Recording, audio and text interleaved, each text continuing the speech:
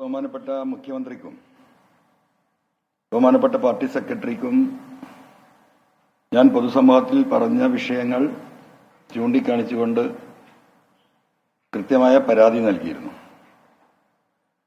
ആ പരാതിയുടെ അടിസ്ഥാനത്തിൽ ബഹുമാനപ്പെട്ട മുഖ്യമന്ത്രിയുടെ നിർദ്ദേശപ്രകാരം പോലീസ് ഡിജിപിയുടെ നേതൃത്വത്തിൽ സംസ്ഥാനത്ത് അന്വേഷണം ആരംഭിച്ചിരിക്കുകയാണ്. ശക്തമായ നടപടിയുണ്ടാകും. ഈ ഗവൺമെന്റ് നീതിപൂർവമായ നിലപാട് സ്വീകരിക്കും എന്ന് ആവർത്തിച്ച് ഈ സമ്മേളനങ്ങളിലൊക്കെ ഞാൻ പറഞ്ഞിരുന്നതാണ്. അതിൽ ഒന്നാമത്തെ കാര്യം, അന്വേഷണം ആരംഭിച്ച് ദിവസങ്ങൾക്കകം 3-4-5 ദിവസമേ ആയിട്ടുള്ളൂ. ഈ വിഷയത്തിൽ മലപ്പുറത്തെ SP ആയിരുന്ന സുജിത് ദാസ് IPS ആ അന്വേഷണത്തിന്റെ ഭാഗമായി സസ്പെൻഡ് ചെയ്യപ്പെട്ടിരിക്കുകയാണ്. എന്ന് പറഞ്ഞാൽ ഗവൺമെന്റ് നടപടികളിലേക്ക് കടന്നു എന്നതിന്റെ ആദ്യ സൂചനയാണ് സുജിത് ദാസിന്റെ സസ്പെൻഷനിലൂടെ കേരളീയ പൊതുസമൂഹത്തിന് ഈ ഗവൺമെന്റ് നൽകിയിട്ടുള്ള വ്യക്തമായ സന്ദേശം. അപ്പോ ഞാൻ ആ പരാതിയിൽ ഉന്നയിച്ച പ്രധാന വിഷയങ്ങൾ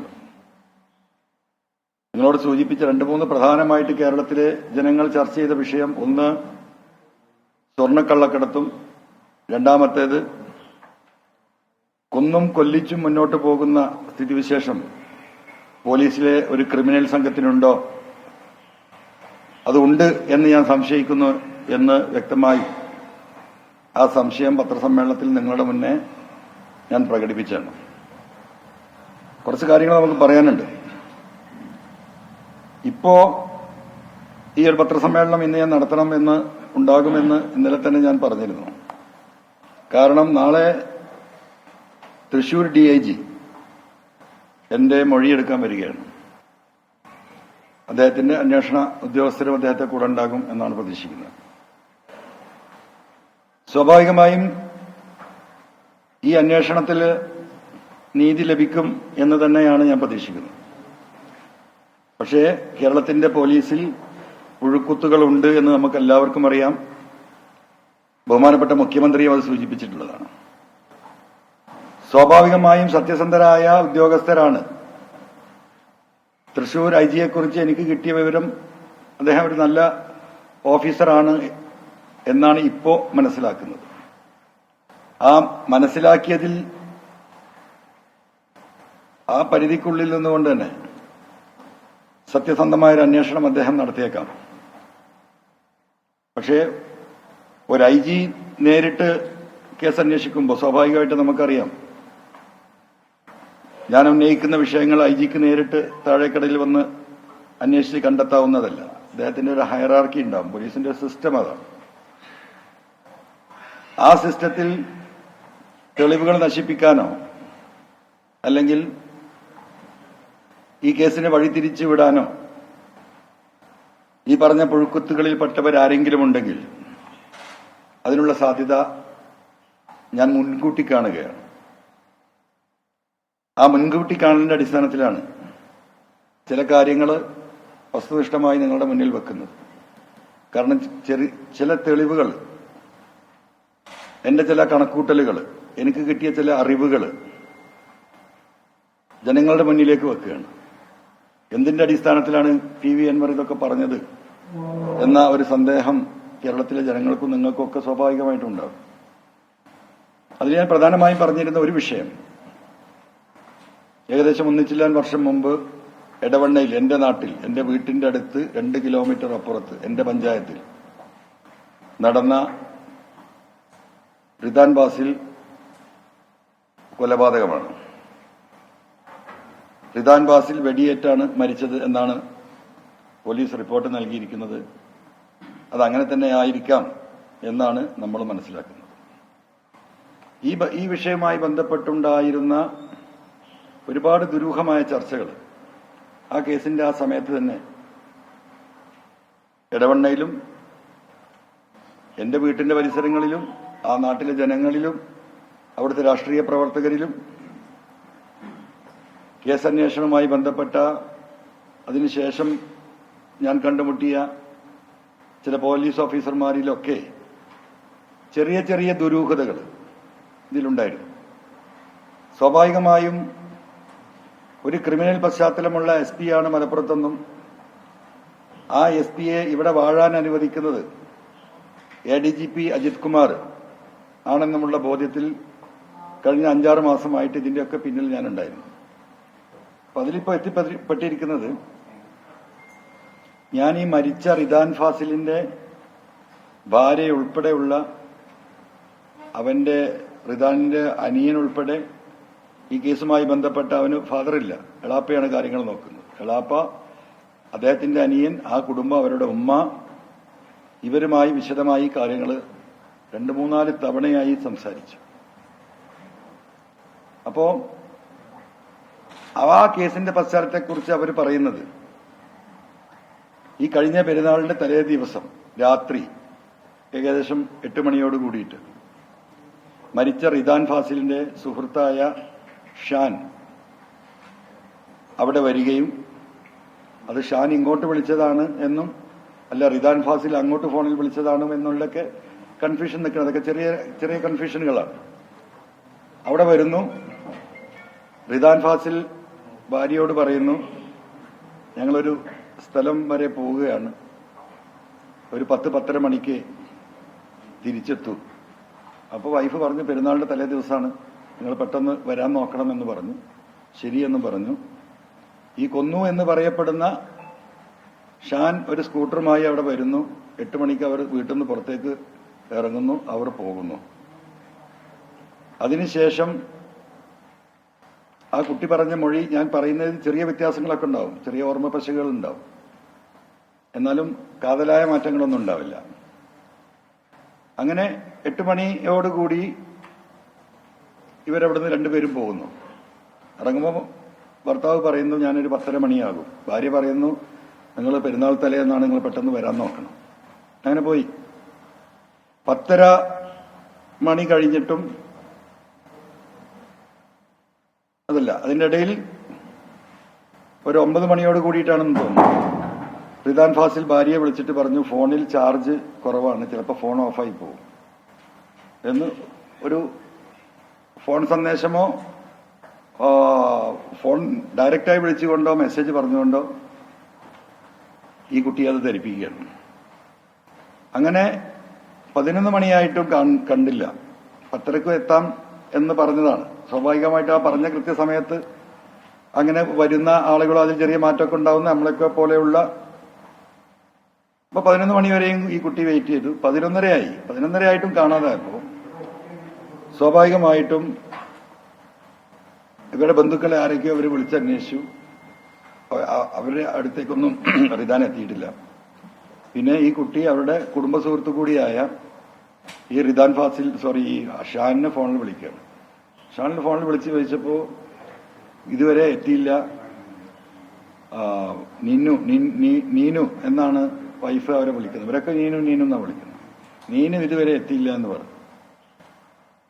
അപ്പോ കൊന്നു എന്ന് പറയപ്പെടുന്ന ഷാൻ പറഞ്ഞു, ഞങ്ങൾ 8:30 9 മണിയോടുകൂടി പിരിഞ്ഞതാണ്.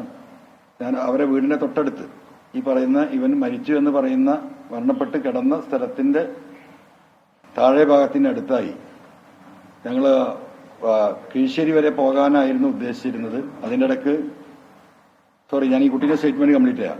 അപ്പോ ഇവനെ വിളിച്ചു,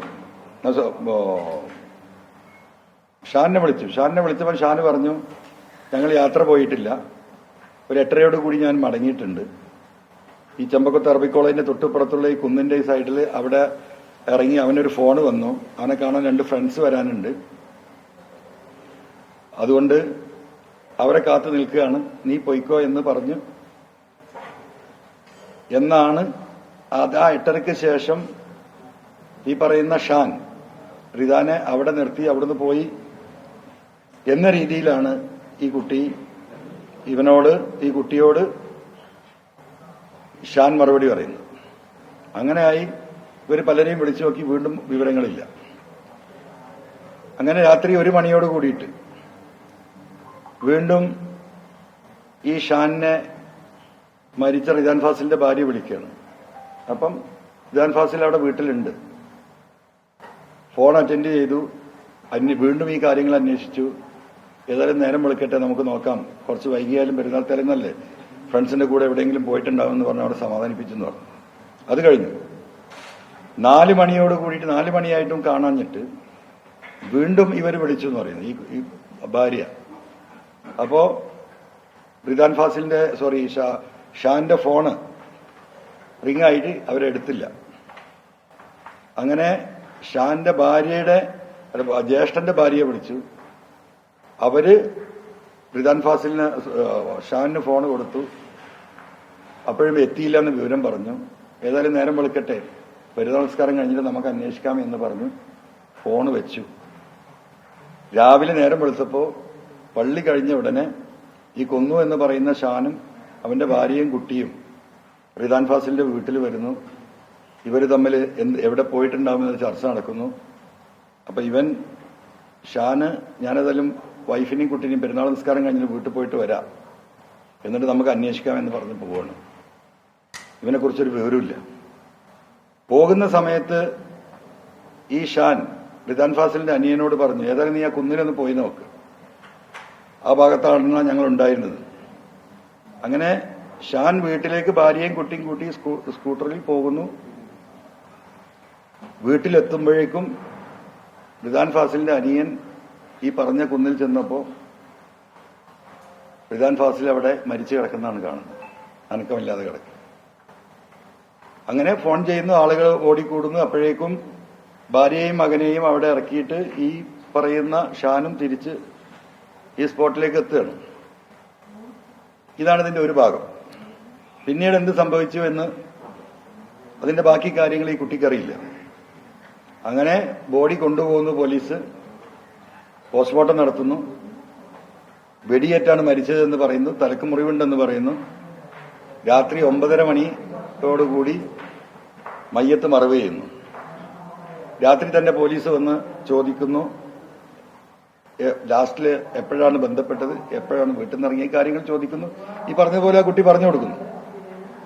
അങ്ങനെ പിറ്റേ ദിവസം തന്നെ പോലീസ് വീണ്ടും വീട്ടിൽ വരുന്നു, കുറച്ചും കൂടി കാര്യങ്ങൾ വിശദമായി അന്വേഷിക്കുന്നു. പിറ്റേ ദിവസം ഈ മരിച്ച റിദാൻ ഫാസിലിന്റെ ഭാര്യയോട് നിലമ്പൂർ പോലീസ് സ്റ്റേഷനിൽ എത്താൻ വേണ്ടി പറയാം.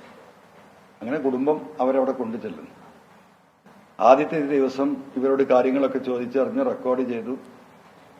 ഒരു 3-4 മണിക്കൂർ അവിടെ ഇരുത്തി ഇവരുടെ സംശയങ്ങളെല്ലാം ചോദിച്ചറിഞ്ഞു. റിദാൻ ഫാസിലിന്റെ ഫാമിലി ചരിത്രം, അവന്റെ ലൈഫ് സ്റ്റൈല് സ്വാഭാവികമായിട്ടും പോലീസ് ചെയ്യുന്ന ഒരു പ്രക്രിയ. അത് കഴിഞ്ഞ് പിറ്റേ ദിവസവും ഈ കുട്ടിയോട് പോലീസ് സ്റ്റേഷനിൽ ചെല്ലാനാണ് പറയുന്നത്. മരിച്ചതിന്റെ 2ാമത്തെ ദിവസമാണ് പോലീസ് കൂട്ടിക്കൊണ്ടുപോകുന്നത്. വീട്ടിൽ വന്ന് സ്റ്റേറ്റ്മെന്റ് അല്ല എടുത്തത്. 3ാമത്തെ ദിവസം വീണ്ടും ഈ കുട്ടിയെ സ്റ്റേഷനിലേക്ക് വിളിപ്പിക്കുന്നു. ഡിവൈഎസ്പി ഓഫീസിൽ പോകുന്നു. ഉച്ചവരെ ചോദ്യം ചെയ്യുന്നു. ഉച്ചയ്ക്ക് ശേഷം ചോദ്യം ചെയ്യലിന്റെ സ്റ്റൈല് മാറുന്നു. ഇത് ആ പത്രസമ്മേളനത്തിൽ ആ ഫാമിലി മിനിയാന്നോ നാലാന്നോ പറഞ്ഞ കാര്യങ്ങൾ തന്നെയാണ്. അങ്ങനെ സ്റ്റൈല് മാറുന്നു. നീയും ഈ കൊന്ന ഷാനും തമ്മിൽ അവിഹിത ബന്ധമുണ്ട് എന്ന് പോലീസ് സ്ഥാപിക്കാൻ ശ്രമിക്കുകയാണ്. ആ തരത്തിലാണ് ഈ കുട്ടിയോട് ചോദിക്കുന്നത്. കുട്ടി സാഹചര്യങ്ങൾ വിശദീകരിച്ചുകൊണ്ട് അങ്ങനെ ഒരു ബന്ധമില്ല, അടിസ്ഥാനരഹിതമാണ്, അവിടെ തന്നെയാണ് ഈ കുടുംബം ഇപ്പോഴും നിൽക്കുന്നത്, അങ്ങനെ ഒരു ബന്ധമില്ല, നാട്ടിലുള്ളവർക്കറിയാം, അവരുടെ ബന്ധുക്കൾക്ക് അറിയാം. അന്ന് രാത്രിയോട് കൂടിയിട്ട് വൈകുന്നേരത്തോട് കൂടിയിട്ട് മരിച്ച് ഭർത്താവ് മരിച്ച് 3ാമത്തെ ദിവസമാണ് ഈ കുട്ടിയെ ഭീകരമായി മർദ്ദിക്കുകയാണ്. ഈ പെൺകുട്ടിയെ ഭർത്താവ് മരിച്ച് ഭീകരമായി മർദ്ദിച്ചു.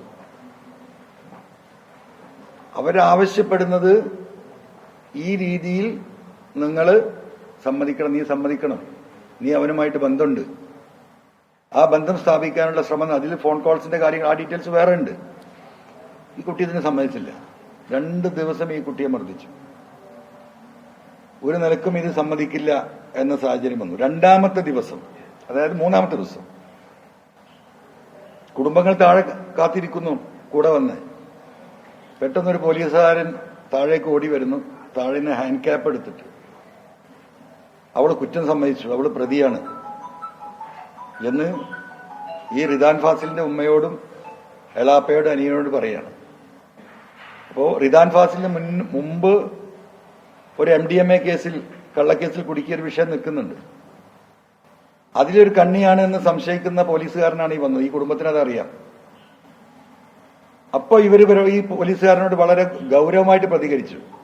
നീ ആ കള്ളക്കേസിൽ എന്റെ മകനെ കുടുക്കിയതുപോലെ എന്റെ കുട്ടീനെയും കൂടി കൊടുക്കാൻ പോവുകയാണോ എന്നുള്ള ചോദ്യം ചോദിക്കുകയും ഒരു ഫോൺ എടുത്തപ്പോ ഈ പോലീസ് ഓഫീസർ തിരിച്ചു വന്നിട്ട് പറഞ്ഞു, നിങ്ങൾ ഇന്ന് കൊണ്ടുപോയിക്കാം, നമുക്ക് നാളെ ചോദിക്കാം. അതോടുകൂടി ഇവർക്ക് സംശയം വർദ്ധിക്കുകയാണ്.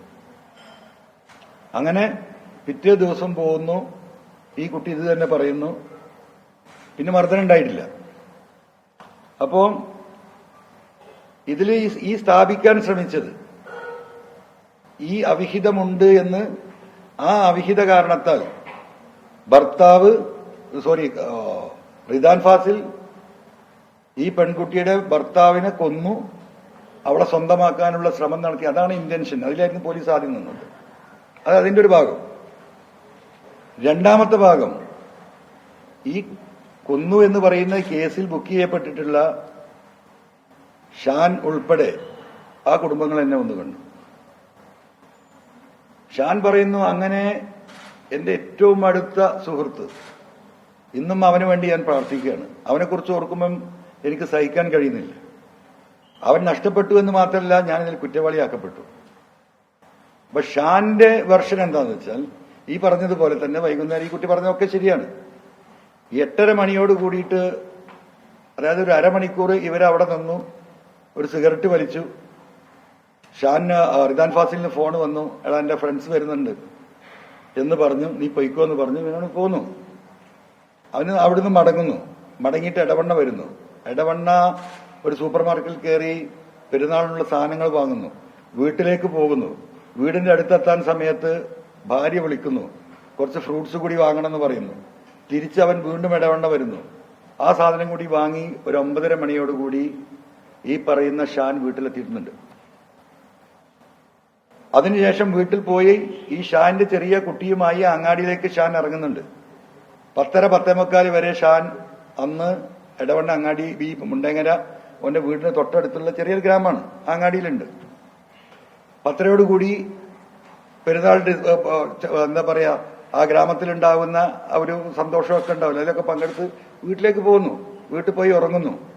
11 മണിക്ക് ഈ പറഞ്ഞതുപോലെ, ഈ പെൺകുട്ടി പറഞ്ഞതുപോലെ വിളിച്ചിട്ടുണ്ട്. അത് അവനും അക്നോളജ് ചെയ്യുന്നു. 1 മണിക്ക് വിളിച്ചു എന്നുള്ളതും അക്നോളജ് ചെയ്യുന്നു. 4 മണിക്ക് വിളിച്ചു എന്നുള്ളതും അക്നോളജ് ചെയ്യുന്നു.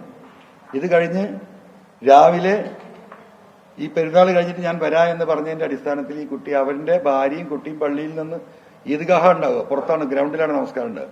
ആ നമസ്കാര സ്ഥലത്ത് നിന്ന് ഈ മരിച്ച വീട്ടിലേക്ക് എത്തുന്നു. അപ്പൊ മരിച്ച വീട് അറിയില്ല. അപ്പൊ അവൻ പറഞ്ഞു, ഞാൻ നിസ്കരിച്ച് കഴിഞ്ഞ പെരുന്നാൾ ചോറ് ഉണ്ടിട്ട് തിരിച്ചു വരാം, എന്നിട്ട് നമുക്ക് പോയി അന്വേഷിച്ച് നോക്കാം എന്ന് പറഞ്ഞു. അനിയനോട് പറയുന്നു, നീ പോയി നോക്ക്. അതൊക്കെ അവനും അക്നോളജ് ചെയ്യുന്നുണ്ട്. അത് കഴിഞ്ഞാൽ വീട്ടിലെത്തുമ്പോഴേക്കും ഇതായി കോള് വരുന്നു, ഇങ്ങനെ മരിച്ചു എന്നാണ്. കൊണ്ടുപോയ ഭാര്യയും കുട്ടിയെയും ആ വീട്ടിന്റെ റോഡിൽ ഇറക്കി അവൻ തിരിച്ചു വരുന്നത്. തിരിച്ചു വന്നിട്ട് അവൻ നേരെ എടവണ്ണ പോലീസ് സ്റ്റേഷനിലൊക്കെ പോകുന്നത്. എടവണ്ണ പോലീസ് സ്റ്റേഷനിലേക്ക് ചെന്നിട്ട് ഇങ്ങനെയാണ് സംഭവിച്ചത്, ഇന്നലെ രാത്രി ഇങ്ങനെ ഞാനായിരുന്നു ലാസ്റ്റ് അവന്റെ കൂടെ ഞങ്ങൾ പിരിഞ്ഞത് ഇന്ന സമയത്താണ് എന്ന് പറഞ്ഞിട്ട് അവനീ മരിച്ച സ്ഥലത്തേക്ക് പോകുന്നു. അപ്പോഴേക്ക് പോലീസ് വരുന്നു. പോലീസ് വന്ന ഉടനെ തന്നെ ഈ സ്റ്റേറ്റ്മെന്റുകൾ, ഈ കാര്യങ്ങൾ പറയുന്നു. അപ്പോ